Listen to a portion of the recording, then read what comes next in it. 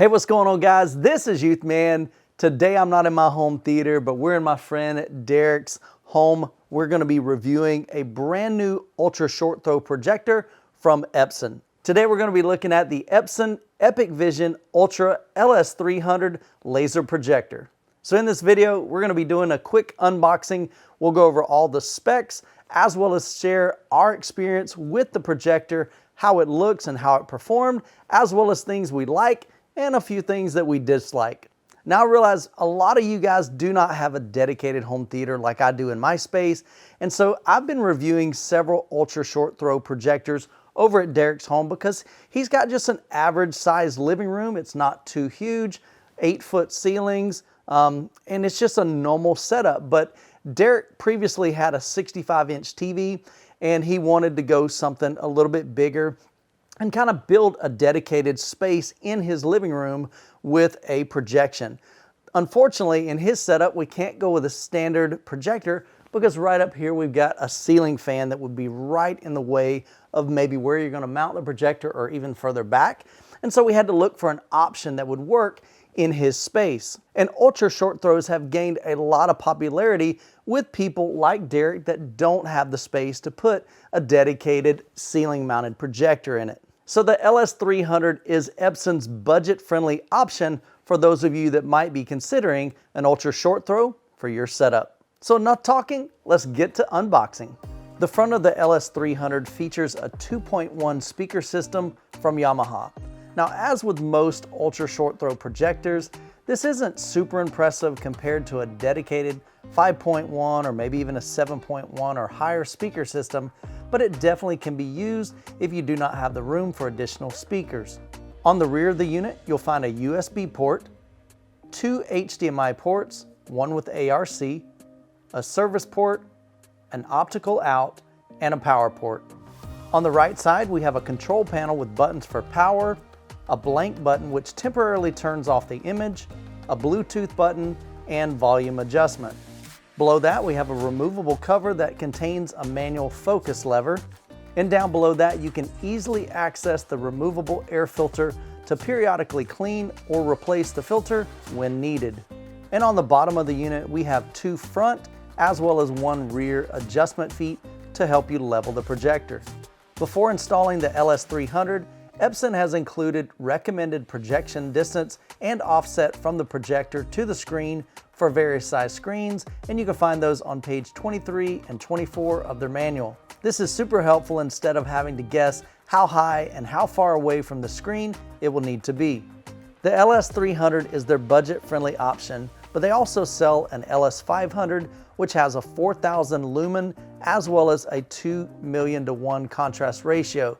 It also includes either a 100-inch or 120-inch ambient light rejection screen. Inside the box, we of course have the LS300 ultra short throw projector, a quick setup guide, a 3-prong IEC power cable, and the Epson remote control. And before we get into the setup and talk about how well it performs, here's a quick look at some specs.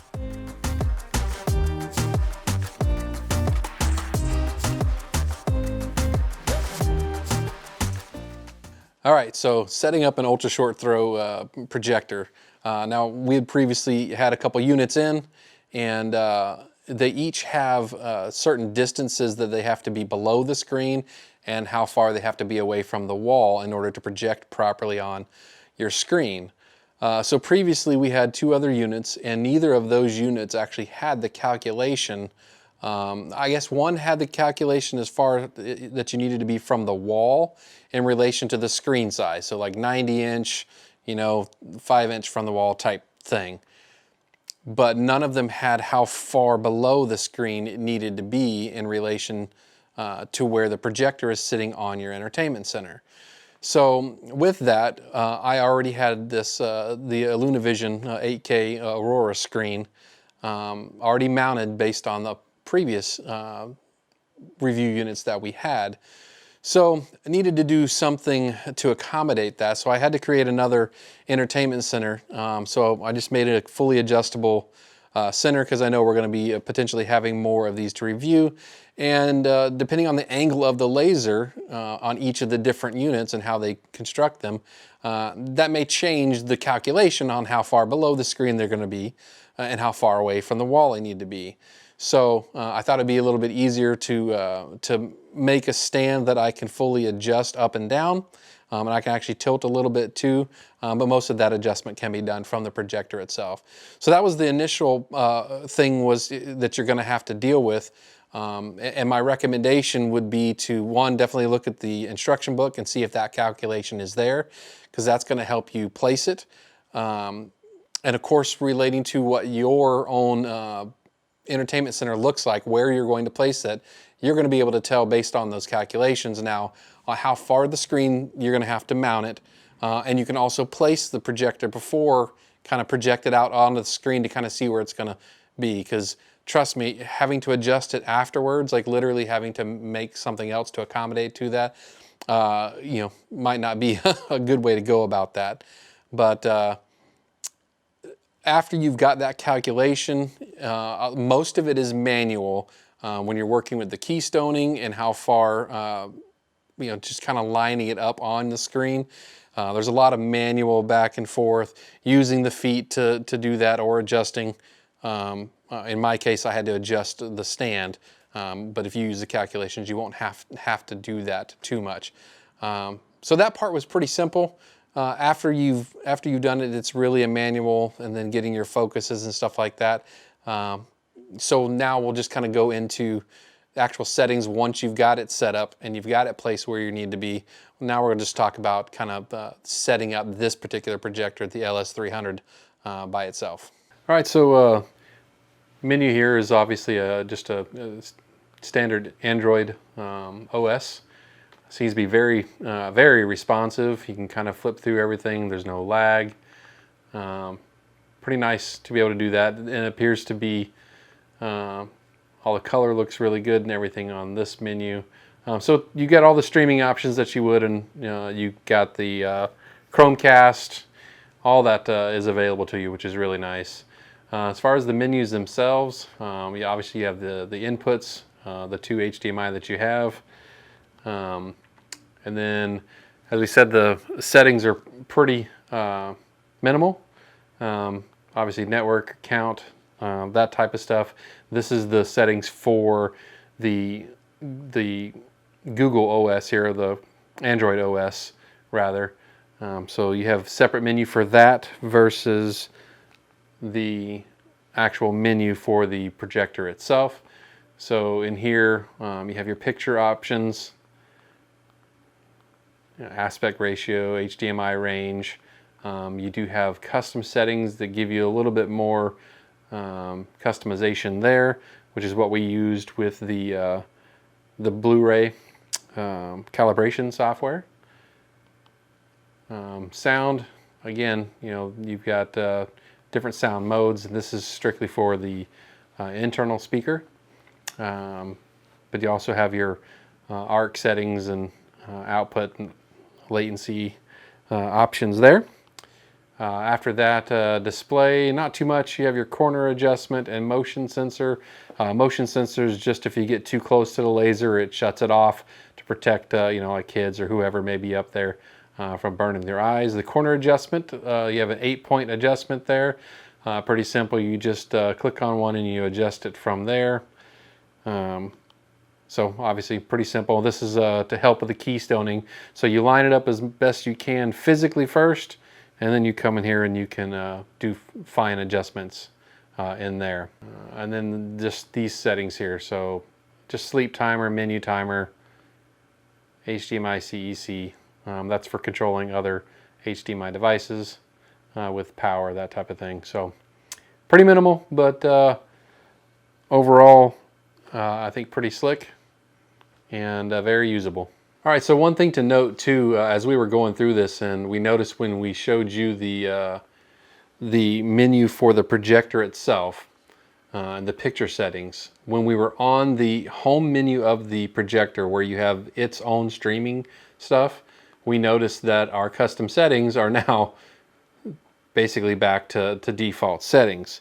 So if we were to go back to the audio system that we were using, which is using a Fire TV Cube, and then go back to the settings there, you'll find that our custom settings are now there. So kind of a nice deal. You have custom settings for each HDMI as well as the internal Android operating system, the streaming stuff there. You can set your viewing stuff from there. So kind of a nice little option to have the ability to change per input. All right, so once we got the LS300 set up, we fired it up for the first time, and to be honest, I really wasn't like amazed by the picture quality. I knew going into it that this was kind of more of a budget-friendly ultra short throw projector. We've reviewed several other ultra short throws, some of them a lot more expensive, like $5,000, $6,000. So I didn't expect it to be on that type of level of picture quality, but it was decent. It was nice, but it kind of seemed like it was a bit washed out. And so I made the recommendation that we calibrate it using some software or a Blu-ray that I've got called the Disney Wow Disc. So if you're spending $1,700 on an ultra short throw projector, my guess is you're probably not going to hire a professional calibrator to come in and calibrate your projector. Honestly, that's going to cost you probably $350, maybe even $500. Something like this, I think, is a great resource. It definitely improved the picture quality of the LS300. I think it's like $30 on Amazon.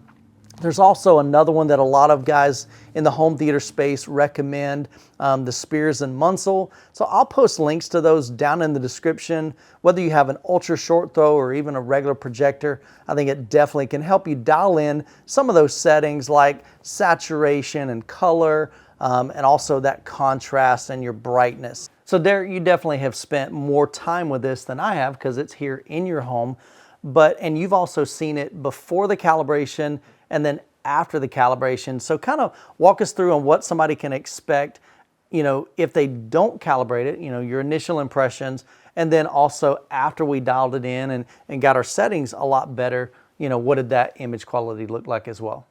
All right, so remember, I'm coming from a 65-inch 4K HDR 10 HD Dolby Vision even TV. So initially when I watched this before the calibration, I noticed it was a little washed.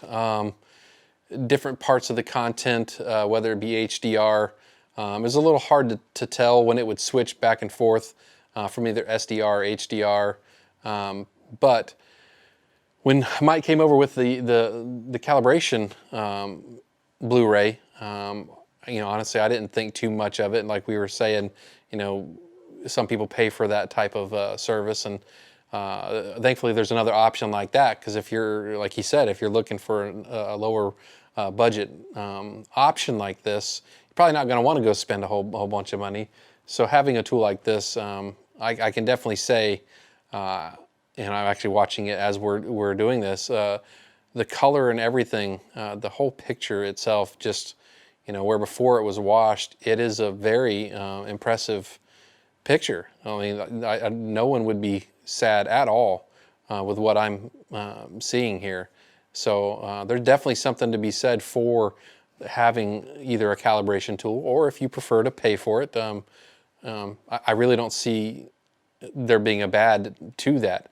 And I would honestly say that it is beneficial either way, whether you use the disc or you have someone do it for you. It's a pronounced difference. So yeah, I think it was a good recommendation. All right, so after calibration, I was definitely pleased with the picture quality, definitely over what I had been watching. So I was very, very thankful that we were able to use that tool and do that. A couple of things that I think that they can maybe improve on. I do like the OS, the Android OS, but the menu system was a little bit sparse, I guess is the best way to do that. But there was enough in there to affect the calibration and make the picture look a lot better. One thing I would hope that maybe they could improve on is with my Xbox Series X, it will not let me play any HDR content on the LS300, whether it be through a Blu-ray or Ultra Blu-ray or a game. It'll do 4K 60 no problem, so I'm able to play my games, but the HDR, kind of one of the reasons why you buy a Series X, was not able to be shown on there. So I think they could probably fix that in a firmware, and maybe that's a good suggestion for them going forward. But at this price point, I was definitely pleased after calibration. One more thing I thought about, fan noise. You might even be able to hear it on the film, maybe not, it's a little bit farther away, but that's a little bit louder than the other units that I've had in here for review. But obviously if you've got a stereo system or whatever, once you're playing content, you don't notice it at all. But definitely when you do when you do turn it on first, it ramps up and that fan stays on the entire time. So kind of a nitpick, but it is something to think about. So overall, the experience with the LS300, honestly, for the price that you pay, it's got a really cool picture quality. I love the fact that we have a 100-inch screen in a living room setup, not even a dedicated theater room, which is incredible when you're gaming as well as when you're watching movie content. And another thing I really appreciate about this projector is the brightness level, the amount of lumens that it produces, because even with the light on, and earlier we had the curtain opened up so that this room had quite a bit of ambient light, paired with an ambient light rejection screen, which we have here, it just has a really nice brightness, even with a lot of ambient light in the room. And so if you're concerned about that, that's another benefit of going with a ultra short throw, because the projector is so close to the screen, it can actually produce a brighter image a lot of times than, say, a ceiling mounted projector. Now with an ultra short throw projector, one thing you do have to consider is what type of screen you're going to pair it with. Epson does have some ALR, which are ambient light rejection screens that they offer with that LS500 package, but that's something that you definitely have to consider, because that is an additional cost other than just the projector itself.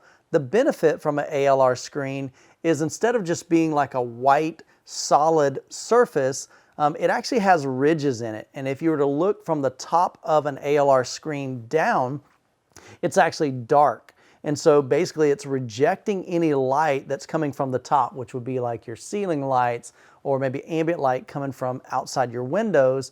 And if you look from the bottom, that's actually white and reflective, because that's where the actual image source from the ultra short throw projector is hitting, and then it bounces off that to your viewing position. So you just get a lot brighter image, and it just looks really, really great on the LS300.